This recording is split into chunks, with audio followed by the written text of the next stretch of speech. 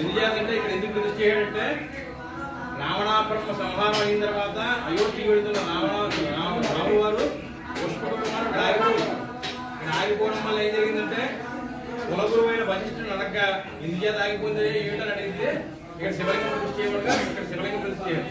అలాగే కిరాతుడు వేషంలో రాముడు వారు శ్రీరామచంద్రమూర్తికి ఇలా జరిగింది కాబట్టి కిరాతుడు వేషంలో వచ్చి ఈశ్వరుడు అర్జునుడు పాశుపదార్థాన్ని ఇచ్చాడు ఈశ్వరుడు.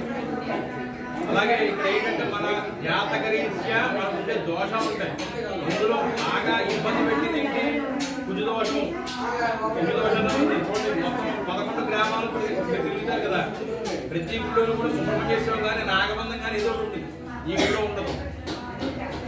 ఈ గుడిలో ఉండదు. 6 సెంటర్ అటు 5 ఇటు 5 సెంటర్.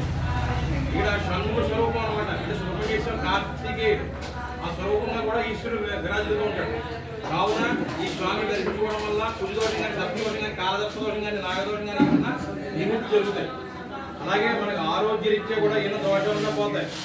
5 సోమవారాలు 5 కొబ్బరికాయలు వచ్చిన ప్రదక్షిణ చేయడం వల్ల మనకి జరిగితే మనకి ఏంటంటే పిల్లలు చదువు కానీ ఉద్యోగం కానీ వివాహం కానీ సంతానం కానీ విదేశీయానం ఏమన్నా కారణాలు అంటే పాస్పోర్ట్ వస్తుంది వీసా వస్తుంది కానీ వెళ్ళలేకపోతాం.